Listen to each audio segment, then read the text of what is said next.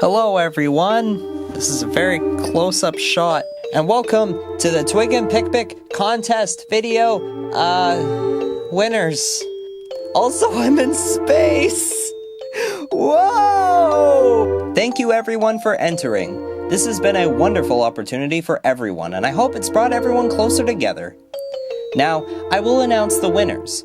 But first, I need to honorably mention every entry that did not win. I can't list them because then that would technically list the winners, but there were amazing moments in each, and we will watch every single one on a stream at a later date.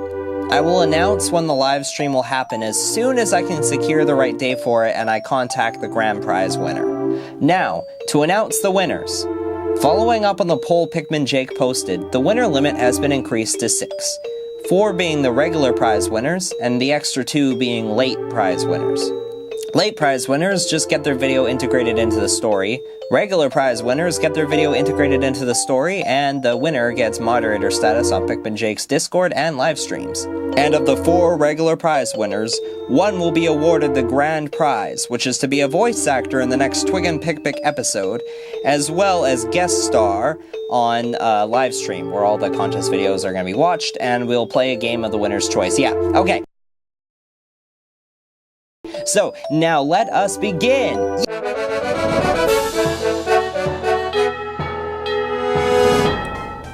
Look, up there! Get out of the way! I really like this video. It's number 6 because it was extremely late. It was actually, due to the circumstances, it was delivered 12 hours after the deadline, but I was okay with this for an assortment of reasons because I knew the circumstances. Not gonna get into them, but this video is just very well made and can be integrated into the story very well. It's fun, it's flashy, it kind of approaches Twig and Pik-pik from a different standpoint, which I really liked. Yeah, this one was just fun. It also had great voice acting. I can't deny the great voice acting.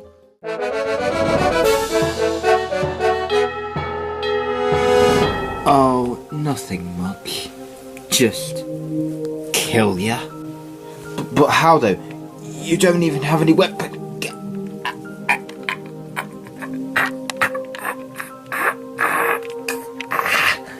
Why am I flying and choking? So this is by Kirby Ballborb. This is another extremely late entry. This was done like 24 hours before the deadline. He kind of just did it in a day, but I really enjoy it because the music specifically is the old Twig and Pik-pik soundtrack, and the feeling of the video itself kind of gives off the old Twig and Pik-pik vibe almost perfectly, and that's why I really like this one. I feel like it fits into the lore very well. Again, the primary goal of the videos was to integrate your video into my story. So the ones that I can put into the big playlist easily, like I know where they fit in, are the ones that I chose to be winners. And this one's just a simple plot, but it feels like really old school Twig and Pik-pik, and I know that's what Kirby's a fan of. So I'm really happy with this one, and I think that it was eligible as a late entry.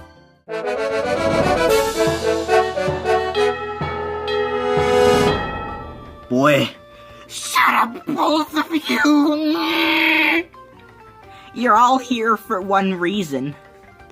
And if any of you deviate from the plan, you're gonna have a bad day. So Steve's New Recruits is short but sweet.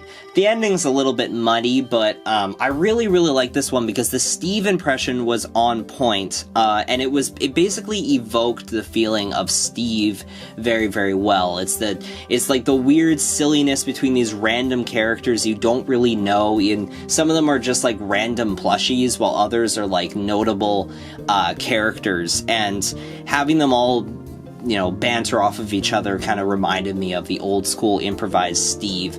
And I feel like this could fit in really well in between Steve 5 and 6, which is where it's meant to be. It's a very simple story. It's just about Steve hiring a bunch of people and then immediately either killing them or firing them. And I just really, really liked just how simple it is and how it is easy to integrate into the story. As well as how it kind of built on Steve's character a bit, which I feel like doesn't have a lot of character outside of the Steve saga. And so I feel like this really added to it, so that's why it's number 4.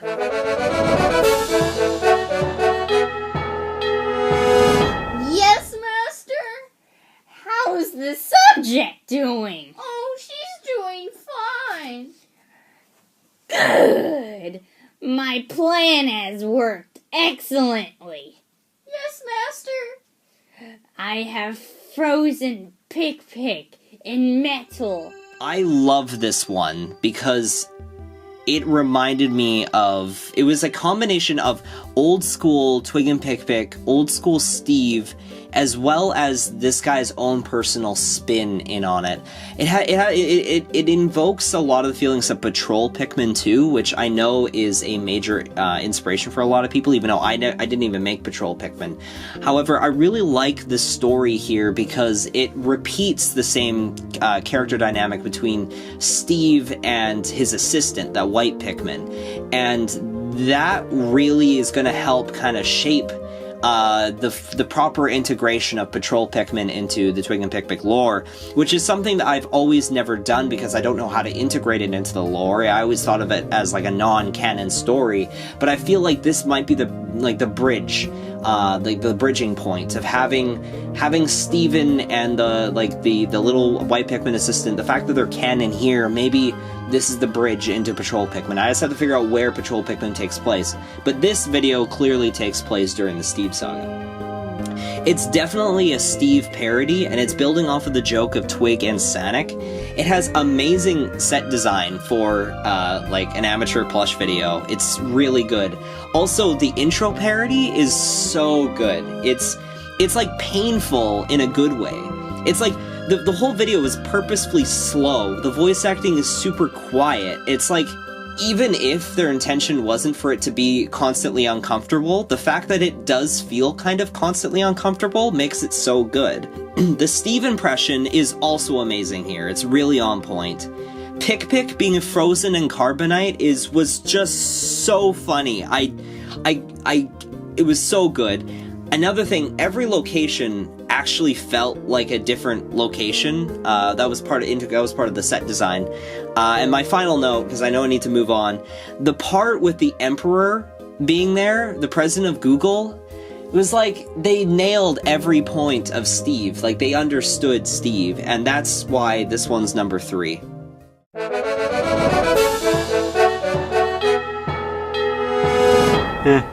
Let me guess, you guys are here to assassinate me for Brother Room, cause you don't want me developing weapons for the sister room, right? How did you know our mission?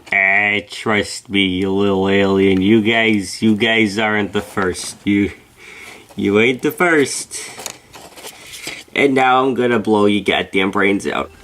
Pretzel Jedi's video fits perfectly into the pre-Twig and Pik-pik lore. This is about the Twig and Pik-pik's father, Steven. This is it feels very Metal Gear in a sense, but it's not really the kind of like typical Metal Gear mission. It really invokes that feeling of the Cold War that was happening between the brother and sister room, literally the brother-sister room war. The episode also introduces a bunch of new rando Bionicle characters that really help to kind of push the feelings of that part of Twig and Pik-pik. The Code of Cinder, the war, the Bionicles fighting each other, these toys, the plushes versus the Bionicles. It all kind of evokes those feelings, and I feel like it was an amazing fit. It just fits so perfectly right after Chibi and Twig and Pik-pik episode 0 that there's no way I couldn't implement it here. I like how one of the characters just nonchalantly mentions that he's not straight, and I like that because with that's technically my 3rd gay character of the show, which is something I need more of, The things that bring it down are like the voice acting, because I know Pretzel Jedi, a lot of his voices kind of tend to sound the same. He's just like me. All my voices tend to sound the same. As well as the set design is pretty rudimentary. Nothing really too crazy going on. I love the way that they work around getting Lazovic in this episode. It's like he didn't have the Lazovic figure, so he had a workaround by just showing the arm. The music is on point. I love the music here. It's so close to being the grand prize winner. If only the sets and the voice acting were just a little bit stronger, then I think it would win. Oh, and another character I loved was Roderick, the Tonic Ba. Just giving Bionicle characters normal human names is still the funniest thing to me, and I found that so funny.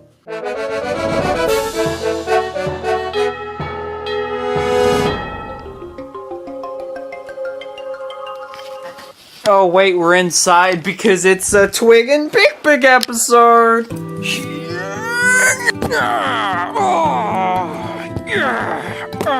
Pik-pik, there was this blue, weird-looking Pikmin who stole my electricity sword! Do I look like I would care?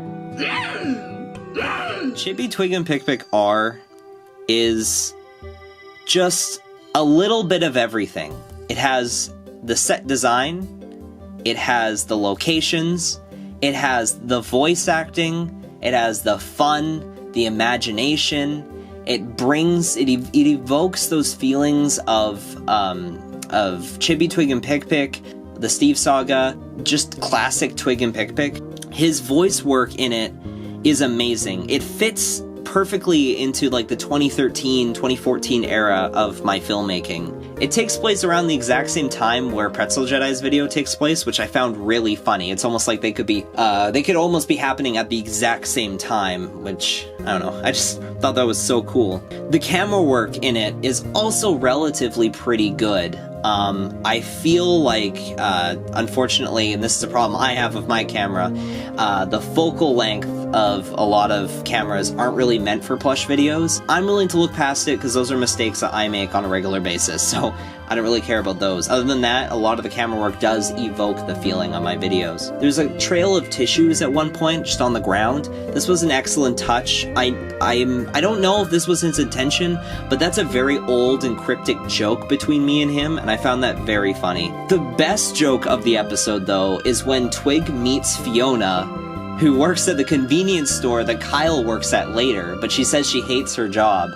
And Twig just completely ignores her, just flat out just brushes her aside like she's not part of the story at all. I hate my job!